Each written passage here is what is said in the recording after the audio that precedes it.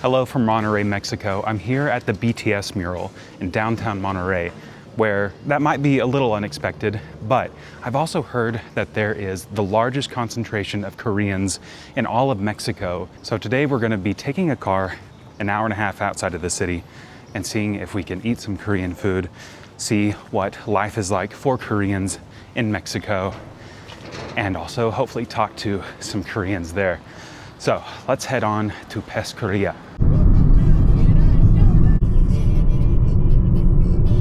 Okay, I had to take like an Uber an hour outside of Monterrey to come here, but we are here at Mukunghwa. I don't know how my pronunciation is there, but we're gonna get some Korean food. And this is a place that a lot of Koreans that work by in the nearby factories and also the locals, anybody else, come for lunch. So here it is, this blue building. It's really kind of in the middle of nowhere in the relative sense. But okay, let's go in and try this place out. Okay, it is all in Korean here, so we'll see how this goes.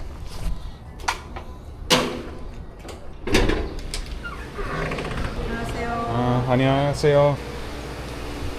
Korean menu. I don't know any of this. Okay, we have Spanish here, so I can go off of this. It looks like most of the people eating in here are workers at nearby Korean manufacturing plants. Gracias. Okay, let's try some of the kimbap here. Yeah, it's pretty good, honestly. We also got an order of ramen here. In Korea, what do they call this? A mukbang?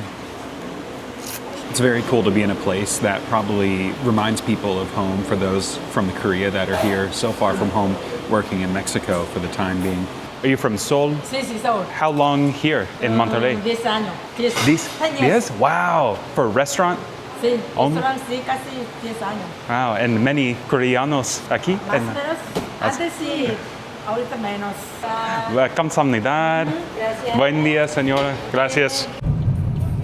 So this is Sungwoo High Tech. You can see over here, it is a Hyundai plant. Hyundai, however you say that in Korean. But this is like globalization in action right here. So these big Korean companies have opened up plants right here, and that's why there's so many Koreans that have moved here, the most in the country, even edging out Mexico City, which has a lot of Koreans as well. And then they go eat lunch right over here and some other places in town. And then here is the big one, the Kia, one of the most well-known car manufacturers in the world, having cars built here in Monterrey, Mexico. This is like visiting a religious site, you know, it's very moving to see the Kia. And shout out to my Uber driver who decided he'd just drive me around today. ¿Te gusta comida coreana? Nunca la he probado. Sí. Okay. ¿A ti? Es Sí. bueno? Sí. Sí. Then here, it looks like these are a lot of newer buildings that have been brought up right here. And here is a Korean cafe that we're gonna try. 안녕하세요. Un latte chico, por favor. ¿Hablas coreano? No. Oh, there's a little dog right here. I don't know where that dog came from. Hello, Mexican street dog. You're not actually in the street, you're on the plaza. You're a plaza dog. But right over here, there's even a buffet, a Korean buffet. And then over there where it has, looks like some sort of auto repair shop, it is all in Korean and in Spanish. That's the interesting thing about being in a place like this, where it has all of the text in Korean and in Spanish. It's so interesting to see that combo.